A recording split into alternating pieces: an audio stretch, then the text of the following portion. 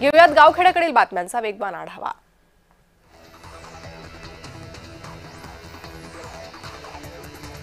लातूर आणि धाराशिव या दोन्ही जिल्ह्यांमध्ये सोयाबीनची हमीभावाने खरेदी करण्यासाठी प्रशासन सज्ज झाले आहे। लातूर जिल्ह्यात 15 तर धाराशिव जिल्ह्यात 32 केंद्रांवर शनिवारपासून सोयाबीनची हमीभावाने खरेदी सुरू झाली आहे।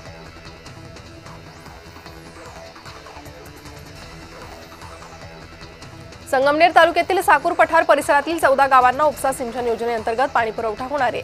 त्यामुळे या गावांचा पाणी प्रश्न सुटणार आहे। तर महायुती सरकारच्या या निर्णयाची माहिती विखे पाटलांनी दिली आहे।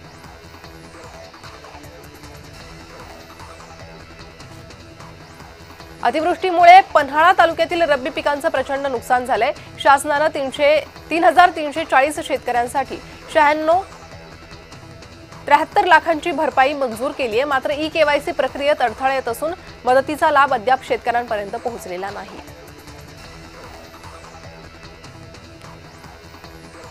राज्यात थंडीचा कडाका वाढण्याचा अंदाज वर्तवण्यात आलाय। अजूनही सकाळी थंडी आणि दुपारी उन्हाचा चटका अशी परिस्थिती जाणवतेय। तर कोकणात कमाल तापमानाचा पारा कायम असून धुळ्यात राज्यातील सर्वात कमी तापमानाची नोंद झाली आहे। जळगाव खानदेशात रब्बीसाठी कांदा रोपवाटिका निर्मितीला वेग आलाय। यंदा लागवड मात्र स्थिर राहील असा अंदाज आहे। तसेच निसर्गावर कांदा लागवड आणि पुढील उत्पादनाची गणितही अवलंबून आहेत। खानदेशात मक्याची लागवड मागील महिन्यात सुरू झाली आहे। यंदा पेरणी वाढणार असून रब्बीतील लागवड 75 ते 80 हजार हेक्टरवर होणार आहे। कर्जबाजारीपणा आणि नापिकीमुळे मराठवाड्यात शेतकरी आत्महत्यांचं सत्र सुरूच आहे। मागील 10 महिन्यात मराठवाड्यात तब्बल 899 शेतकऱ्यांनी आत्महत्या केल्या आहे। परिणामी शेतकऱ्यांचे आर्थिक गणित बिघडून गेलेत। शासनाकडून मदतीची घोषणा केली आहे, परंतु ती तुटपुंजी आहे। या सर्व गोष्टींना कंटाळून अनेक शेतकरी टोकाचा निर्णय घेऊन जीवन संपवतायत। येवला नगर परिषदेच्या आगामी निवडणुकांसाठी उमेदवारी अर्ज दाखल करण्याच्या प्रक्रिया सुरू आहेत। आतापर्यंत एकूण 19 उमेदवारी अर्ज दाखल झाले, तरी नगराध्यक्षपदासाठी राजकीय पक्षांचा अजूनही उमेदवारी अर्ज दाखल नसल्याने तो येत्या 2 दिवसात दाखल होईल।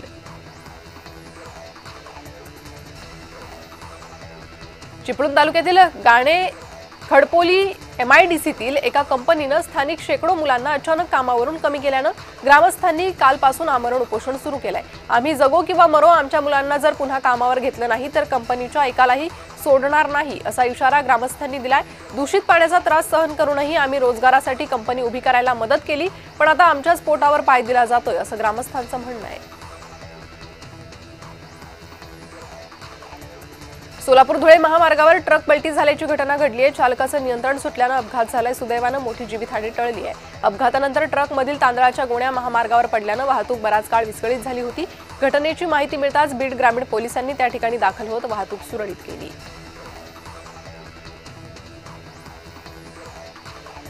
सांगलीतील दलित महासंघाचे जिल्हाध्यक्ष उत्तम मोहिते यांची 8 जणांनी निर्घृणपणे हत्या केली होती। गुन्हेगारांची दहशत मोडीत काढण्यासाठी सांगली शहर पोलिसांनी संशयित आरोपींना ते राहत असणाऱ्या भागात फिरवून त्यांची धिंड काढली। उत्तम मोहिते यांच्या हत्येप्रकरणी आणखी काही संशयित आरोपी असून त्यांनाही अटक करण्यात आली आहे। संशयित आरोपींची धिंड काढून त्यांना पुन्हा पोलीस ठाण्यात आल्यानंतर उत्तम मोहिते यांचे नातेवाईक आणि संशयित आरोपींच्या नातेवाईकांमध्ये पोलीस ठाण्याच्या बाहेर शाब्दिक चकमक आणि झटपट झाली आहे।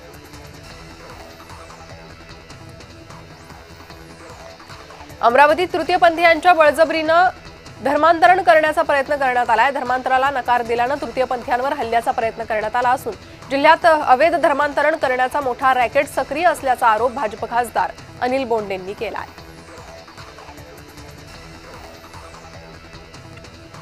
रायगडच्या कर्जत दिवाणी न्यायालयातून निघालेल्या कारने 4 ते 5 दुचाकींना धडक दिली।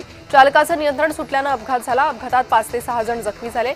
जखमींवर रुग्णालयात उपचार सुरू आहेत।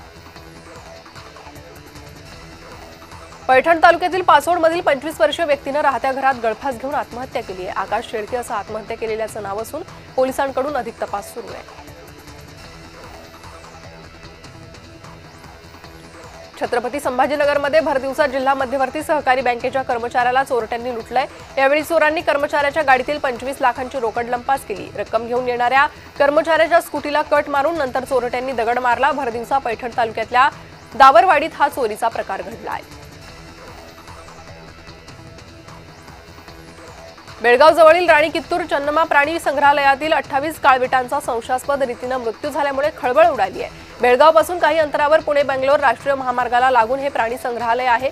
या प्रकरणाची सखोल चौकशी करण्याचे आदेश कर्नाटकचे वनमंत्री ईश्वर खांडरे यांनी दिले आहेत।